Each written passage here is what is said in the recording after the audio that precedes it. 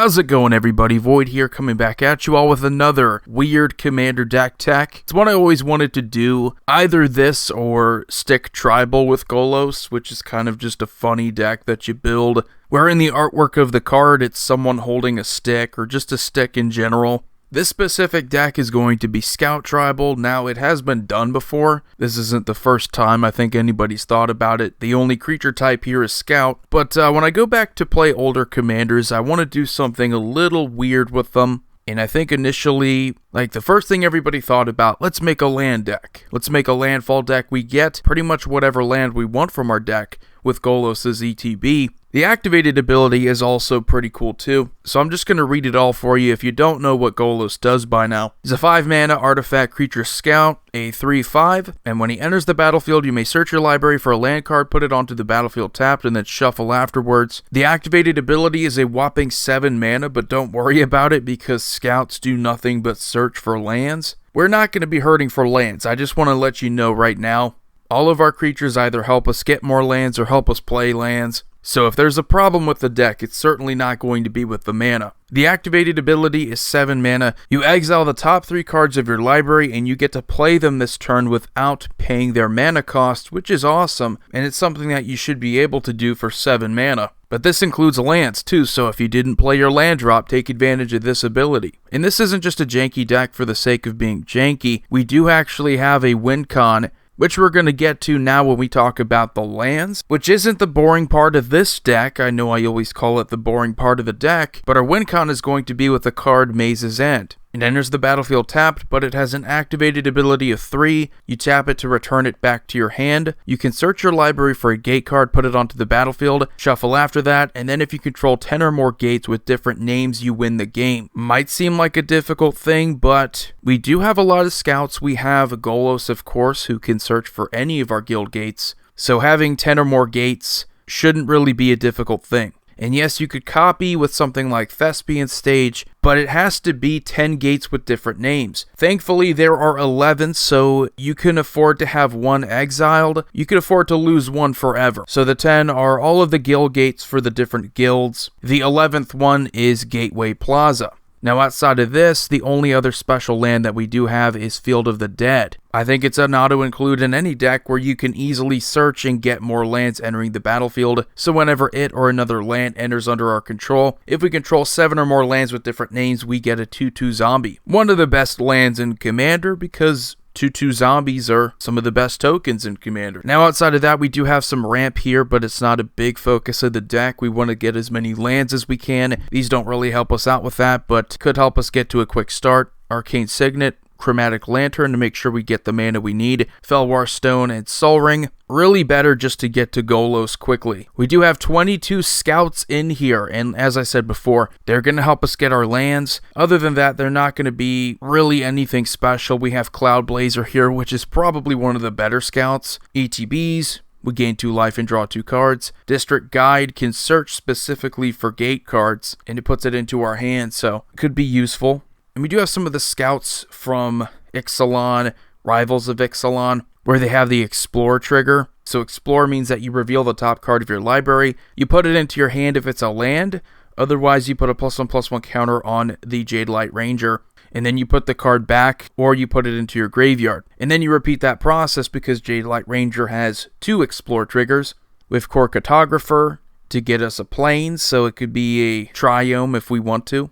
We have Llanowar Scout. We could put a land card from our hand onto the battlefield. A lot of scouts are just going to help us get lands to our hand, so something like this is useful. Merfolk Branchwalker. This is just a 2/1 for 2 that explores. And then we have Oreskos Explorer. Not super useful, but early on it could be one of the best cards you play. So you can get X Plains cards, where X is the number of players who control more lands than you. A lot of landfall decks in Commander, so it's not impossible. We have Curiant Explorer. Basically Felwar Stone on a creature.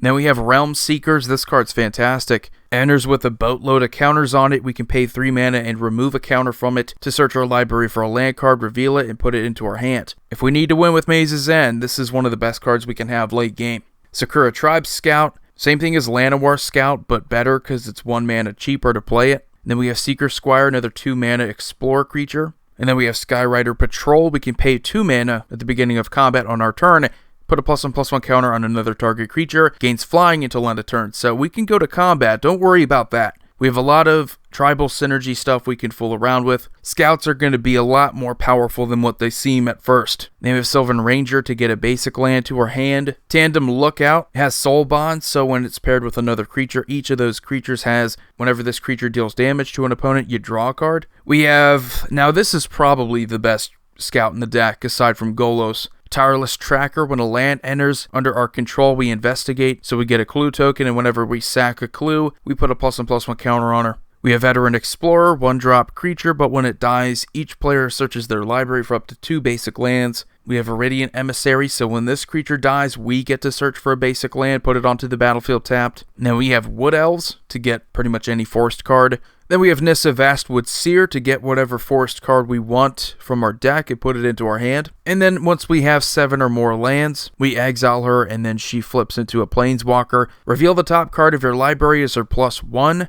If it's a land card, we put it onto the battlefield. Otherwise, it's going into our hand. We can -2 her to put a legendary 4/4 green elemental creature token named Ashaya the Awoken World onto the battlefield. Ashaya also happens to be a legendary creature in the new Zendikar set, which I think is pretty cool. And her ult is untap up to 6 target lands. They become 6/6 elemental creatures. And then we have Safi Eric's Daughter, which could be cool with Golos. If there's like a board wipe, you can sack Safi so that you get Golos back, and then you get another trigger. We have Selvala Explorer Returned. We get to gain some life, we get to add some green mana, and we get to draw some cards off for Parlay. And then we have Alpine Guide, basically Red's Llanowar Elves. A little bit worse though, because he has to attack each combat if able to, and once he leaves we have to sack a mountain. But it's nice that we get another way to trigger something like Field of the Dead.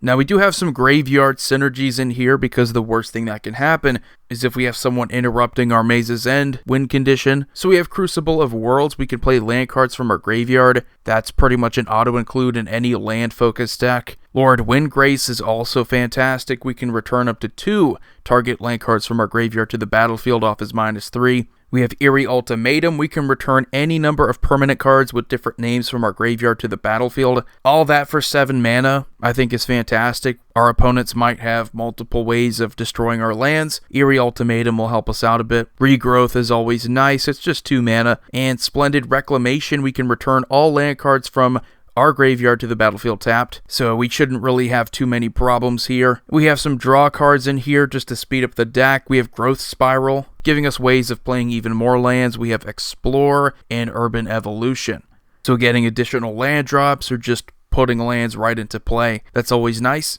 And here we have another big part of the deck, which is the tribal synergies. We have a ton of scouts. Let's make some use out of them. We have Coat of Arms. Each creature gets +1/+1 for each other creature on the battlefield that shares at least 1 creature type with it. A lot of our scouts are pretty cheap and easy to play, so don't worry about that. Door of Destiny is arguably better because it doesn't give that advantage to your opponent's tribal decks. We have Herald's Horn, makes our scouts even cheaper and can help speed up the deck. We have Icon of Ancestry, gives all of our scouts +1/+1. We can pay 3 mana and tap it to look at the top 3 cards of our library. We can reveal a creature card of the chosen type from among them and put it into our hand. We put the rest on the bottom of our library. We have Obelisk of Erd, fantastic Convoke, so it can be much cheaper than 6 mana. It enters, we choose a creature type. Creatures of the chosen type get +2/+2. We have Vanquisher's Banner, so it's another anthem for our scouts, but whenever we play a scout, we get to draw a card, so this is a nice engine. And then we have Cover of Darkness. We choose a creature type. It's just a 2 mana enchantment, but creatures of the chosen type have fear.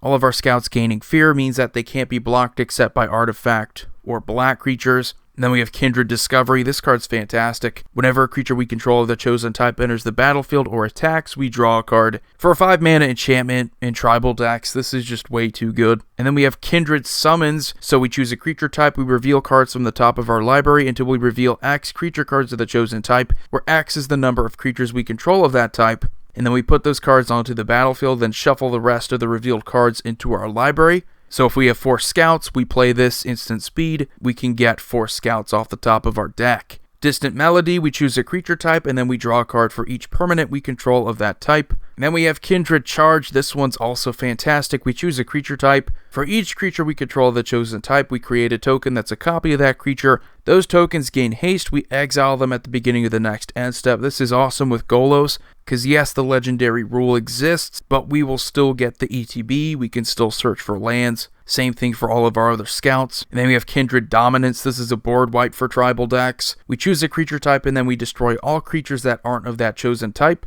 And then we have Patriarch's Bidding to get back all of our scouts from our graveyard. Hopefully our opponents aren't playing a tribal deck, so they won't be able to take advantage of it.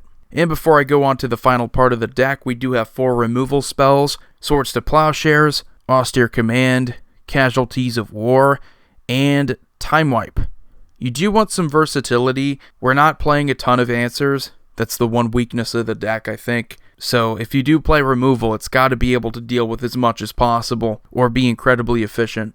So the last part of the deck is going to be ways that we can get our gates, or just cards in general that can synergize with gates, adding more to the deck than just scout synergies. So it's really a scout gate deck. Expedition map, getting whatever we need. It could be Maze's End, it could be Field of the Dead. Crackling Perimeter, this is a card I think you could win with pretty easily if you're given multiple turns. You tap an untapped gate you control. Crackling Perimeter deals 1 damage to each opponent. So we have 11 gates in the deck.